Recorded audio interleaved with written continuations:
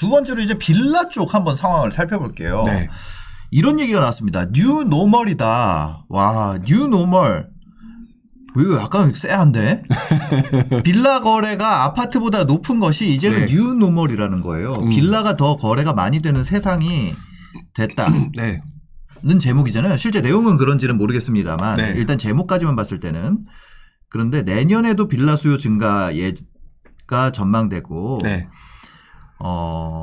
올해 서울 빌라 매매도 5만 건을 돌파했다는 거예요. 네. 아파트가 거의 3.9만 건, 뭐 4만 건 정도 거래가 됐는데 빌라가 5만 건이다. 네. 이런 건데 네. 여기 있네요. 아파트가 아까 그러니까 이 오피스텔 거래를 보면은 오피스텔이 아파트보다도 많이 거래가 되고 있는 거네요. 지금 현재. 근데 보면은 빌라가.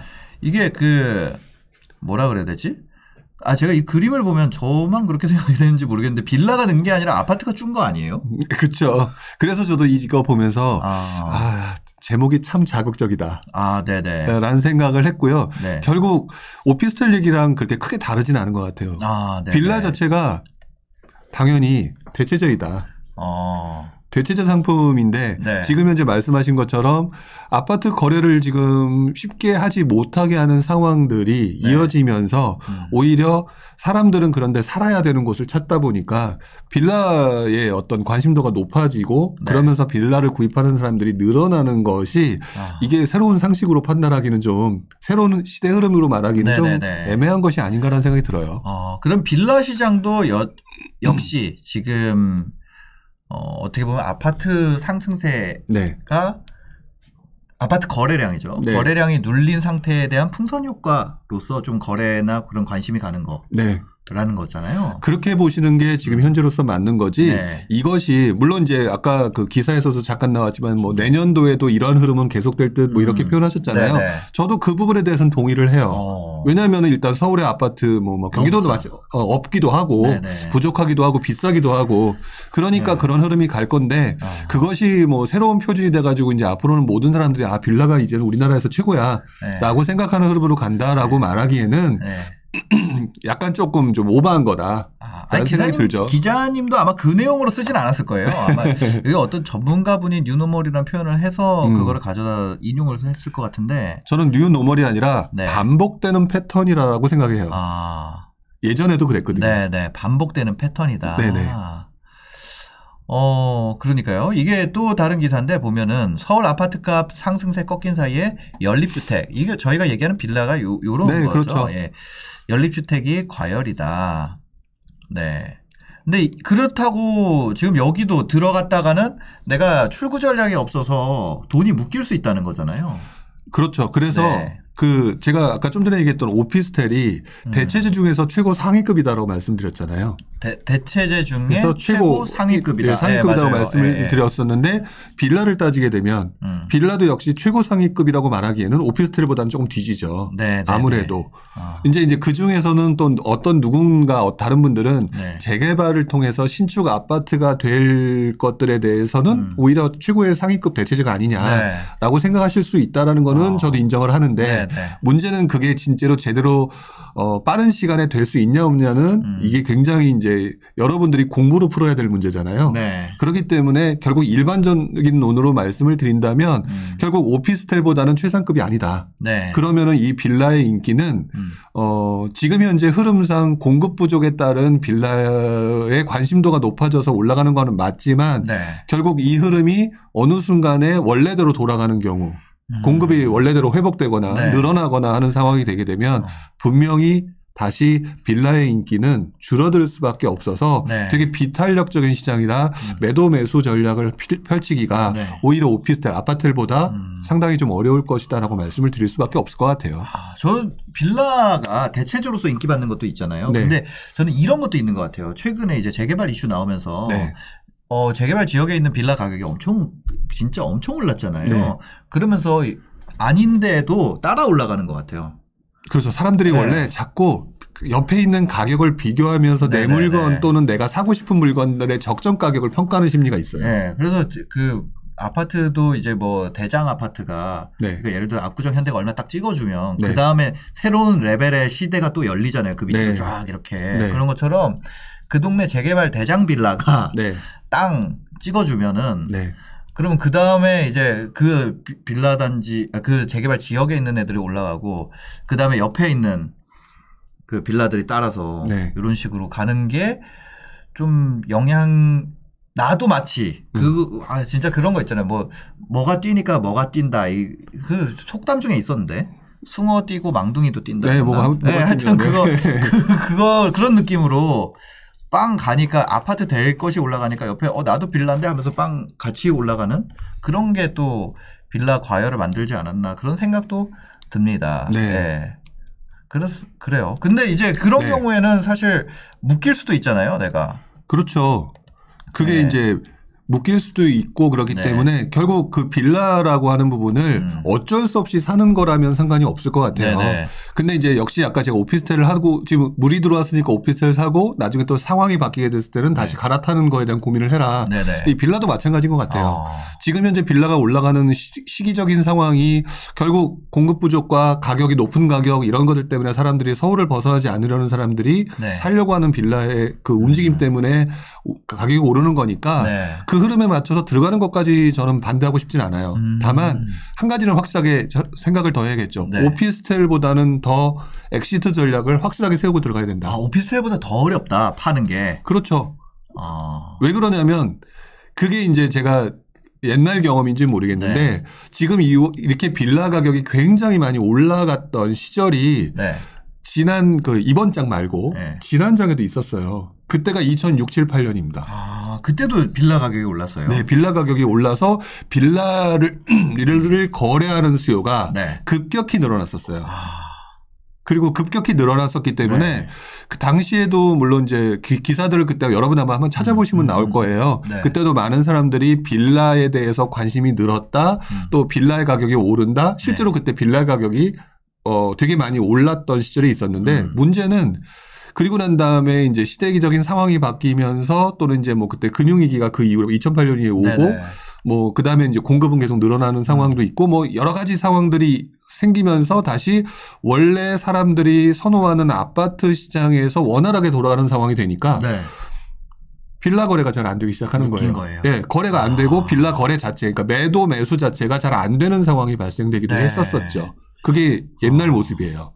그 과거 몇 년이죠? 2006년부터 빌라 거래와 아파트 거래 데이터 한번 살펴보도록 하겠습니다. 네. 지금 보면 제가 디스플레이 설정 한번 바꿀게요. 네, 이렇게 해야지 마우스 커서 보이더라고요. 네. 네, 저기 I'm 해피님 배너 좀 빼주세요. 해피님 죄송해요. 네. 보면 2006년부터 2021년까지 네.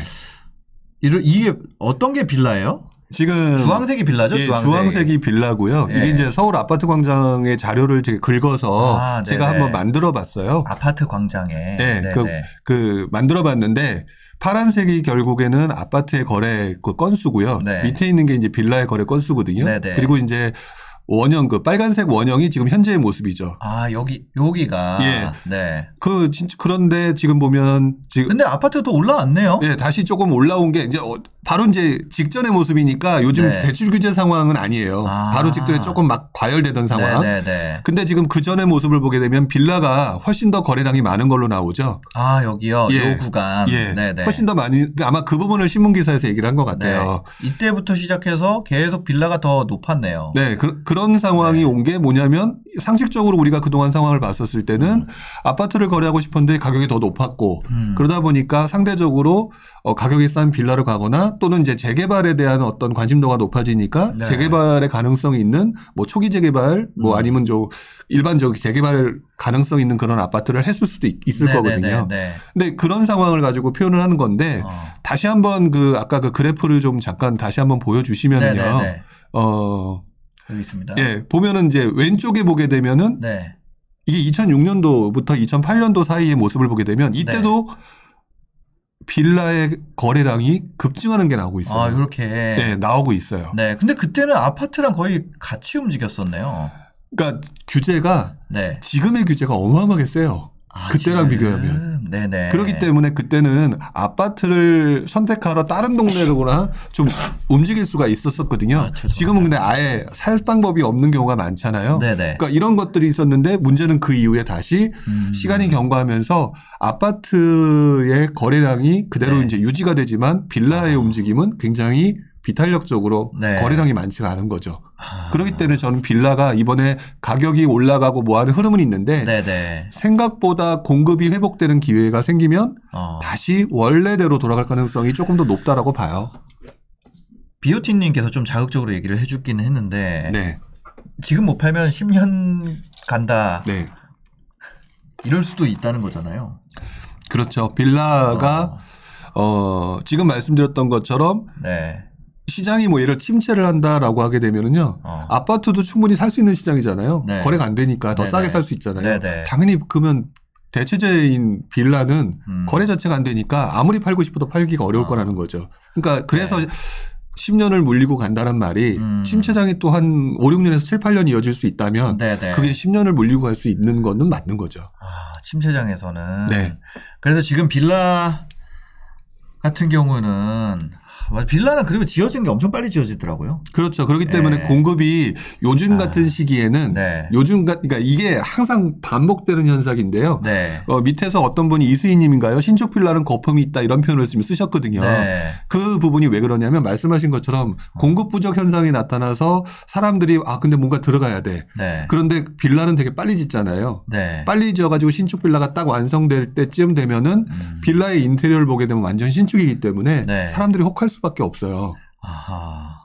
그러니까 사람들이 혹하는 상황이 되면은 그냥 이제 빌라를 딱 잡게 되는데 그때 이제 다시 시장이 좀 반대로 돌아간다라 꺾이거나 이런 상황이 되면은 그 신축 인테리어는 시간이 가면서 구축이 되는 상황이 되고 그럼 사람들은 그때 등장하는 신축 빌라를 사지 구축은 안 살 거라는 거죠. 그런 상황이 되면서 좀 물리는 상황. 또 신축 빌라 얼마나 또 비싸게 분양할 거예요.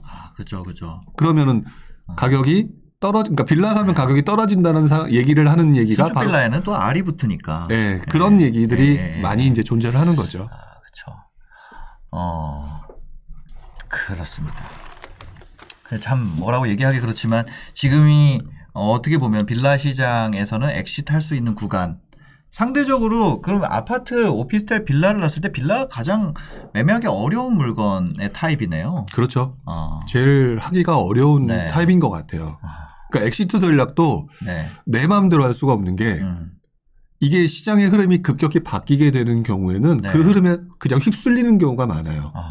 사람들이 이제 사줘야 되는데 아까 말씀드렸던 아파트와 굉장히 위치가 좋은 곳에 오피스텔, 아파트 같은 경우는 그래도 수요가 존재하는데 일반 그렇지 않은 곳에 빌라 같은 경우는 수요가 떨어지니까 내 맘대로 할 수 없는 상황이 오니까 흔히 말하는 물린다는 얘기가 그런 얘기를 많이 하시는 이유가 바로 거기 있는 것 같아요. 지금 아파트 시장 같은 경우는 굉장히 그 대출 규제 찬바람에 영향을 많이 받고 있는 것 같아요. 지금 한번 여기 보여주시겠어요? 네, 보면 대출 규제 찬바람 경기 인천에 더 셌다. 요게 이제 어떤 내용이에요? 지금 보시는 것처럼 지금 제가 그 선으로 되어 있는 게 전세 가격의 전세 상승률의 움직임이고요. 그 다음에 매 주간으로요. 그 다음에 바탕색에 이제 큰 그 범위로 되어 있는 게 그 매매 가격 상승, 매주간 매매 가격 상승률의 움직임이거든요. 보시는 것처럼 서울, 경기, 인천이 쭉 상승률이 꺾이고 있네요. 확실하게 꺾이고 있는 것은 맞다. 네네. 그러니까 이제 이걸 가지고 이제 사람들이 설왕설래를 하는 거예요. 지금 현재 얘기를 하는 게. 근데 지금 제목에 보시기 위해 한 달 새 둔화폭 서울의 2배, 인천하고 경기라고 나오죠. 그러니까 결국 지금 보시는 것처럼 경기와 인천이 급격하게 떨어진 건 맞는데 지금 보시는 것처럼 한 주간의 모습이에요. 물론 이제 이 추세가 계속 이어지는 것들을 봐야 되는데 문제는 이 통계를 볼 때 이것으로 굉장히 많은 분들이 이러니까 이렇게 될 거야라고 판단하기에는 통계에는 통계가 그 어떻게 그걸 갖다가 하느냐에 따라서 함정에 빠질 수가 있잖아요. 통계 함정에 빠질 통계 함정에 빠질 수 있기 때문에 이 부분을 조금 더 세부적으로 봐야 될 필요가 있을 거예요. 지역별로. 그래야 조금 시장의 움직임 또는 사람들의 움직임이 어떻게 가는지 이 부분을 좀 판단할 수 있지 않을까. 실제로 어떤가. 네. 서울이라 그러면 구별로 어떨고 네. 경기라 그러면 또 서울은 너무 크니까 네. 경기는 더 크죠. 네, 경기는 그렇죠. 또 지역별로 어떻고 인천은 또 어떤가. 근데 지금 보면은 확실히 그 화면 한번 보여주시겠어요? 상승률이 떨어지고 있는 건 맞아요. 네, 그렇죠. 그렇죠. 이게 근데 하락으로 아직 근데 이게 더 가면 하락으로 갈 수도 있다는 거 아니에요? 그러니까 그렇기 때문에 저 역시도 이렇게 하락의 가능성, 이어보면 네, 침체의 가능성을 배제하면서 무조건 네네. 오를 거라고 얘기하고 싶지는 않아요. 네네네. 그러니까 분명한 거는 이 상황이 심리적으로 위축되는 것은 맞다. 네네. 근데 이게 상승률의 움직임이잖아요. 네. 상승률이 줄어들었지만 상승세는 유지되고 있는 거예요. 그렇죠. 이렇게 기울기가 좀 이렇게 완만해진 거죠. 네. 그렇기 네. 때문에 그걸 가지고 앞으로 제가 매번 얘기하는 게 분기별 추세를 계속 봐야 된다라고 얘기하는 게 네. 이제 분기별 추세를 계속 말씀을 드리는 이유가 바로 네. 그 있는데요. 네. 그 부분이 사람들의 생각과 심리가 그때그때마다 바뀌어요. 네. 그 바뀌는 거기 때문에 제가 함부로 말씀을 못 드리는 게 네. 지금 여기 나온 건가요? 네. 지금 나오고 있습니다. 이게 지금 매수자 매도자 동향할 때 그 매수 우위 지수를 나타내는 거거든요. 네. 이게 이제 2014년도부터 서울 수도권에 이제 상승장이 시작된 바닥을 찍고 상승했던 데에 매수 우위 지수를 보여주는 거거든요. 네네네. 근데 지금이 11월이잖아요. 네. 회색 바탕이 11월이에요. 회색 바탕이 11월 같은 경우는 계절적으로 부동산 네. 비수기다. 네, 비수기라서 떨어지는 부분이 있죠. 네, 하락했고 이때 내려갔고 이때는 좀 전세는 좀 매수 우위 지수 매도 우위. 그러니까 수도권은 네네. 떨어지고요. 서울은 올라가는데. 예, 근데 그 시점을 밑에 보게 되면 2017년. 예, 밑에 보게 되면 파리 대책이 나와요. 네네. 파리 대책 때 똘똘한 제가 분위기가 바뀌면서 서울에 대한 심리가 바뀌었잖아요. 네. 그리고 또 그 다음에 2018년 가게 되면 예, 9.13이 있으면서 심리가 꺾이는 거와 계절적인 네. 11월 가면서 굉장히 급격히 떨어졌거든요. 이때 진짜 완전 급격하게. 예, 급격히 이때 막 하락장 온다 그랬었는데. 네, 맞아요. 그때 그랬고요. 네. 그 다음에 이제 12.16 대책이 나오는 그 시점에는 오히려 그때는 오히려 분위기가 막 달아오르다가 12.16 대책이 떨어지는 거거든요. 그리고 또 7.10 대책 나올 때쯤 되면은 네. 그 전에 먼저 떨어졌었고 네네. 뭐 이런 것들을 보는데 지금 현재 상황을 보게 되면 대출 규제 이후에 대출 규제가 나왔고 지금 현재 비수기가 같이 맞물리면서 가는 네. 거기 때문에 이걸 가지고 그리고 또 지금 보게 되면 아까 되게 들쑥날쑥하잖아요. 네. 이걸 가지고 매번 이렇게 사람들이 심리가 바뀌는 거를 가지고 하락장의 전조 증상이라고 말하기에는 사람들이 변덕이 죽을 듯해요.